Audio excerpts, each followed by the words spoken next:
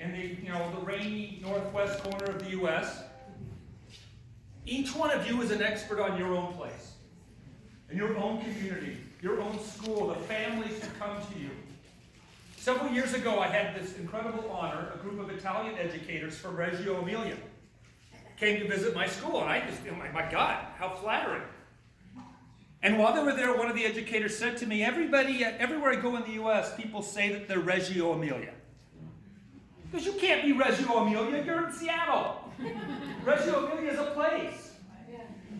And we do Reggio Emilia education, but we're a community-based education, and that's what early years is all about. This is how humans are designed to learn the best, is within these small communities of people who live close together, who share values. So there are going to be some things, I might talk about some things tonight or tomorrow or whatever, or just in our passing, and you're going to think to yourself, I can't do that, or I don't want to do that.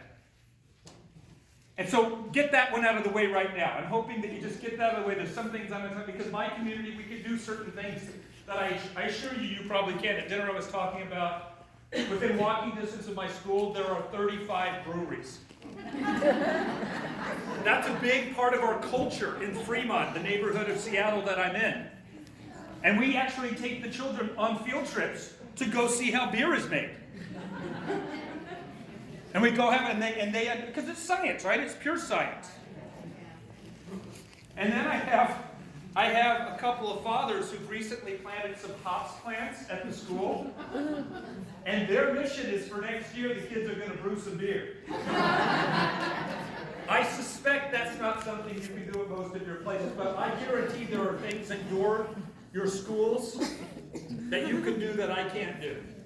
And that's because we're experts on our own community. So all I'm trying to do is offer some of my insights, some of the things I think about, and hopefully it'll cause you to reflect a little bit, because the most important part of our job, in my opinion, I mean, yes, working with the children is important, but the thing that makes us unique is how important reflection is.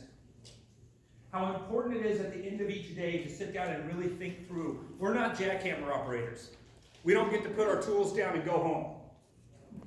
What we do is every day, I know this is true. You go home and there's something in your head. There's something back there that's eating away at you, something that did not go the way you expected. Something the children did you did not understand. Something that maybe you're particularly proud of. You're like, wow, how did I do that? Or can I even take credit for it? This is the reflective part of our practice is really important. Now, I just have a question. Has anybody read my blog? Just a show of hands. So there's a handful of people who know about the blog. This is something that I did not intend to be something that people outside of my community read. I didn't quite understand how blogs work when I started writing 10 years ago. And I really sort of thought that this would be something for my community. I was going to make my own reflective practice transparent. So I thought that might be a good way to start conversations with the families in my school. But then suddenly I started getting emails from Australia and Greece and all over the world, and suddenly now the blog has grown into something. And I just want to do this because for those of you who haven't read the blog, this will mean something to you. This is the red cape that I'm wearing on my blog. And on the blog, actually, I'm wearing full body lycra spandex. You can tell that picture's a little old. I don't quite hold up to that anymore. But I like to bring this cape with me because, first of all, people ask for it. The other piece nobody's ever seen is this white heart that's on the back that you can see is about to fall off, that I tacked on with some glue, with some hot glue, 15 years ago, something like that. And this has absolutely nothing to do with my practice as an early childhood educator. The kids have never seen me wear this. But I want to tell you the story of this cape anyway, because I think it's instructional. I think it's useful. So, another thing if you know anything about Seattle, you know it rains all the time. And that's not an exaggeration. 180 days a year of rain. There's 240 plus days a year where it's fully overcast, where the sun doesn't even get out. So you know what? Nobody celebrates the sunshine more than we do. I used to work at the Chamber of Commerce, and it wasn't a joke. We are the only city in the world that shuts down because of sun. In the middle of winter, when the sun comes out, everybody goes out to lunch and tells their boss on the way out, I got a meeting away from the office and I'm not making it back today. And downtown is just full of guys in their business suits with their ties off and their pant legs rolled up. It can be freezing, but they're out there lying in the sun. And one of the ways we celebrate the sunshine is in my neighborhood, so where my school is, Fremont, just north of downtown Seattle. We have an annual solstice parade. And we've been doing it for 35 years now. And the thing we're most known for in our parade is the nudity. 3,500 naked bicyclists led the parade up this year. They were beautifully body painted. You might not have even known if you weren't looking. But, you know, again, maybe your community doesn't have this. This is another thing my community is like.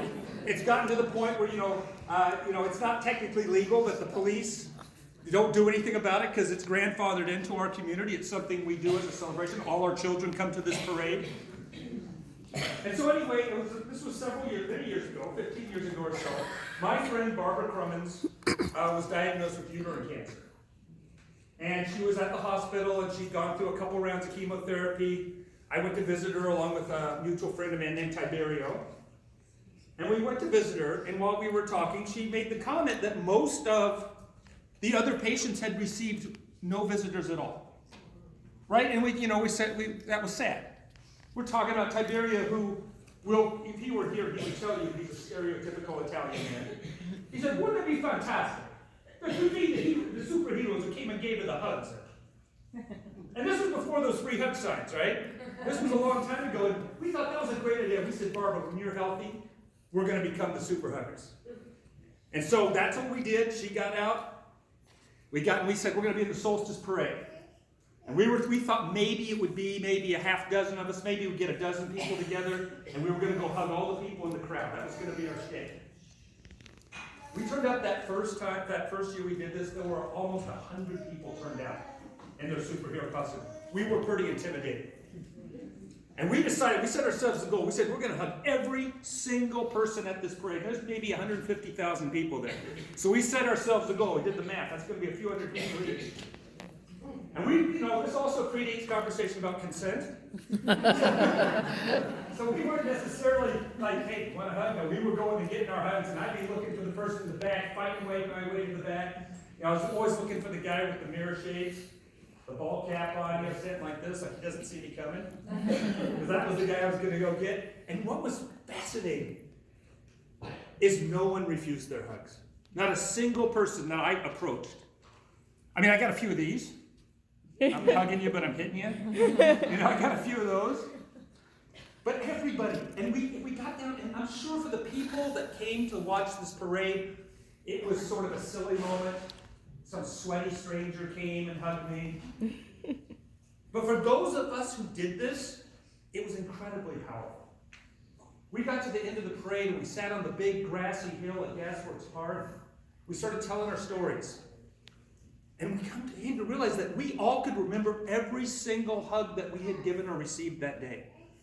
And I was telling a story about one little girl who had been right in the front row, and she'd had cerebral palsy or something. She didn't move her arms quite, under control. But when I went in for my hug, her face was just beet red with joy. And she wrapped her arms around me. She held me. And she wouldn't let me go. And after probably it seemed like forever, probably it was at least 20 seconds, she finally released me, and that joy that she had on her face. And this is powerful stuff. I mean, scientists tell us that a hug that lasts for more than 20 seconds releases the same hormones that are released when we're in love. So think about, and I told this story about this girl, and it turned out that every single one of us had hugged her and had that same experience. So think about how she was feeling, and think about what she was doing for the world just through embracing people.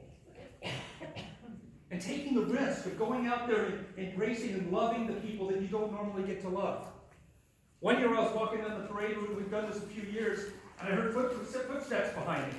And I turned around, there was a large man running at me. I thought, okay, I had one person this time, I'm going to get slung. But he came at me with his arms out like this, and he wrapped me up in a big old bear hug, and he held me, and then he wouldn't even let me go. He stood me like this, and he said, I had to get a hug from you. You've hugged me the last 3 summer solstices. You are my solstice tradition. A woman one time stuck her tongue down my throat.